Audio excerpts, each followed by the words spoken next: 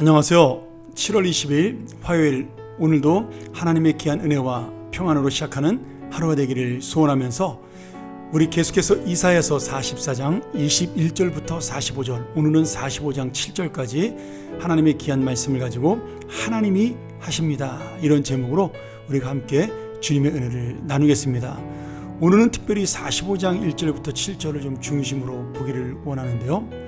오늘 이 말씀을 읽기 위해서는 우리가 그 당시 고대 근동, 다시 말하면 중동의 정세를 조금은 역사적 배경을 알아야 이야기가 쉽습니다.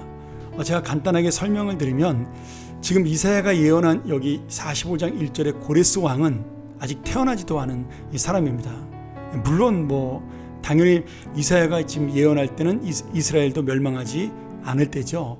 그런데 멸망하지 않은 이스라엘이 하나님의 심판으로 망한다라고 예언이 되었고, 또 70년 뒤에 바벨론에게 망했던 나라가 회복되어 포로들이 돌아온다라는 그런 놀라운 약속의 말씀이 전해지고 있는데요. 그 말씀을 전하면서 그 이스라엘을 회복시킬 왕이 누구냐? 바사, 다시 말하면 페르시아의 고레스 임금이다. 이렇게 몇백 년 전에 이 고레스 왕의 이름을 정확하게 지칭하면서 이야기를 하고 있습니다. 그러니 놀라운 예언인 거죠. 그리고 실제로 이 예언은 우리가 잘 알지만 스룹바벨 총독 때 1차 포로기한이 일어나면서 우리가 이 예언이 이루어진 것을 알 수가 있죠. 학개서나 이런 내용들을 보면 잘 나타나고 있습니다. 우리가 그 당시에 좀 역사적 상황을 좀 본다면 이미 이사야 시대가 아니라 좀 지나서의 예언된 이야기죠. 당시에 페르시아는 큰 나라가 아니었습니다. 오히려 그 나라 위쪽에 메데라는 나라, 메소포타미아라고도 부를 수 있겠는데, 그 메데라는 나라가 있었고, 당시에 가장 큰 강대국은 이스라엘을 멸망시켰던 바벨론 나라죠. 그런데 이 메데 나라의 임금이 바사의 고레스 왕에게 바벨론을 함께 정복하자라고 그렇게 제안을 합니다. 근데 이 고레스가 지혜로운 왕이라서 바벨론과 전쟁하면 나라가 약해지니까 전쟁하지 않겠다라고 거절을 해요. 그래서 화가 난 이 메데 나라에서 페르시아를 치러 군사를 보내는데, 이 장군이 이 전쟁은 무의미한 전쟁이라고 생각을 해서 전쟁을 하지 아니하고 그냥 고레스 왕 페르시아에 항복을 하고 맙니다. 이때 화가 난 이 메데 왕이 전 군사를 동원해서 다시 페르시아의 고레스 왕과 전쟁을 하려고 하자, 그것에 반대한 신하들이 그 메데 임금을 죽이고 이 바사나라, 다시 말하면 페르시아의 고레스에게 나라를 바치게 됩니다. 그래서 나라의 이름은 다르지만 페르시아와 이 메데는 같은 나라가 됩니다. 나중에 다니엘 시대 때 이 바벨론을 멸망시킨 나라는 페르시아인데 바사인데, 다스리는 왕의 메데 왕 다리오라는 이야기가 다니엘서에 보면 나오죠. 그런 이유로 이 바사와 메데가 한 나라가 되었기 때문에 그렇게 서로 다스릴 수가 있었던 겁니다. 우리가 추정하기에 그 당시에 메데의 다리오 왕은 바사 왕의 삼촌이었다, 이런 우리가 추정을 해볼 수가 있고요. 어쨌든 간에 나중에 이 메데와 하나가 돼서 갑자기 강대국이 된 그 페르시아는 이제 메데와 연합해서 정말로 바벨론을 점령하고자 작전을 하게 됩니다. 그 당시 많은 나라들이 자기의 성을 보호하기 위해서 성 주변에 그 물줄기를 지나는 마치 댐처럼 강물로 이렇게 만들어서 군사들이 쳐들어오지 못하고 다리를 만들어서 이렇게 왔다 갔다 하는 그러한 성을 쌓았습니다. 그런데 이 바벨론 나라를 치면서 페르시아가 그 바벨론 성으로 들어가는 물줄기에 댐을 쌓고 물이 들어가지 않게 막아서 맨 땅을 만든 다음에 강물이 줄어들어서 땅이 드러나자 바벨론 성으로 들어가서 한 번에 이 바벨론을 점령하고 정복하게 됩니다. 근데 참 아이러니하게도 이 작전을 누가 짠 거냐면 망해버린 메데 왕이 짠 작전이었어요. 근데 이 전략을 가지고 이 페르시아가 바벨론을 정복해서 우리가 잘 아는 대로 벨사살 왕, 바벨론의 벨사살 왕 때 단 하룻밤 사이에 페르시아에게 멸망을 하게 되죠. 우리가 이렇게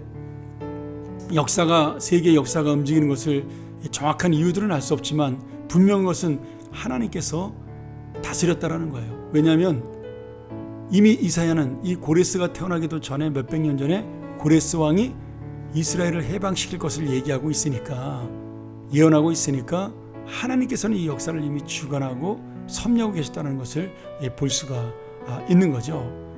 참 놀랍게도 고레스 왕의 이름의 뜻이 뭐냐면 기름 부은 받은 자, 이런 뜻입니다. 여러분, 히브리어로 기름 부은 받은 자가 뭐죠? 메시아입니다. 메시아, 그리스도. 메시아와 그리스도는 같은 말이죠. 그런데 이 고레스가 바로 이 기름 부음 받은 자라는 뜻을 가지고 있습니다. 그러니 우리가 이 말씀을 바라보면서 뭐 여러 가지로 생각을 할 수가 있겠지만, 이미 주님께서는 이스라엘의 자유를 주기 위해서, 회복을 시키기 위해서 하나님의 역사를 하루하루 준비해주고 있다라는 거예요. 그러면서 하나님이 내가 어떤 하나님이냐를 설명하면서 45장 4절부터 이렇게 얘기하죠. 내가 나의 종 야곱, 내가 택한 자 이스라엘 위하여 내 이름을 불러 너는 나를 알지 못했을지라도 내게 칭호를 주었노라. 뭐라고요? 나의 종 야곱이라고, 내가 택한 이스라엘이라고. 그 다음에 5절에 나는 여호와다, 나 외에 다른 신이 없다.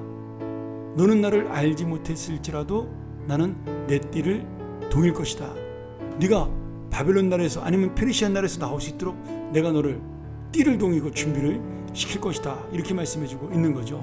그리고 6절에 해 뜨는 곳에서부터 해 지는 곳에까지 나밖에는 다른 신이 없다. 이렇게 선포하면서 나는 빛도 짓고, 마지막 절 7절에 어둠도 창조하며 나는 평안도 짓고 환난도 창조하나니 나는 여호와라. 이 모든 일을 행하는 자니라 하였노라. 그러면서 주님이 역사의 주관자요, 이스라엘을 다스리는 통치하여 온 세상의 주관자라는 사실을 분명하게 선포하고 있습니다.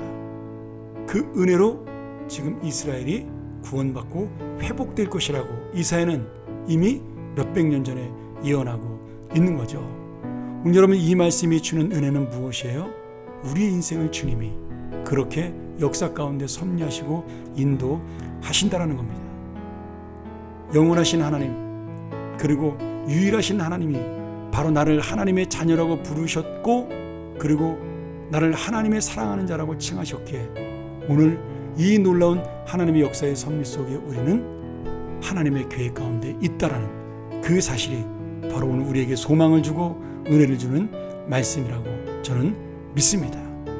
대제국 바벨론도 단번에 무너뜨리신 하나님, 페르시아도 무너뜨리신 하나님, 로마도 무너뜨리신 하나님, 오늘 그 놀라운 하나님, 오직 마지막 승리자가 되신 하나님이 오늘 우리에게 회복과 승리를 주기 위하여 이 역사의 주인공으로 우리를 세우기 위하여 오늘도 우리와 함께 주십니다. 그 하나님을 다시 한번 내 마음속에 담는 놀라운 능력의 하루, 소망의 하루가 되기를 간절히 축원합니다. 함께 기도하겠습니다. 하나님 아버지, 세상은 여전히 어지럽고 어두우며 아직도 앞이 어떻게 될지 모르는 상황 속에 있으나 오늘 다시 한번 우리를 하나님의 자녀로 칭하여 주시고 내가 전능한 자라고 선포하시는 주님의 그 놀라우신 능력과 은혜 앞에 우리를 맡기오니 주여, 오늘 우리를 기억하시고 오늘 우리의 삶 속에 함께 하시며 내가 바로 이 주님의 놀라운 은혜를 담고 살아가는 놀라운 소망의 하루, 능력의 하루가 되게 하여 주시옵소서. 오직 주님만을 의지하며 예수님의 이름으로 기도하옵나이다. 아멘. 다시 한번 우리 이 말씀을 기억하면서 참되신 기름 부음 받은 자 메시아 그리스도, 고레스보다 더 뛰어나신 그 영원한 왕 예수 그리스도를 내가 다시 한번 소망으로 믿는 그런 귀한 삶이 되게 해달라고 우리 함께 묵상하며 기도하며 나아갑니다.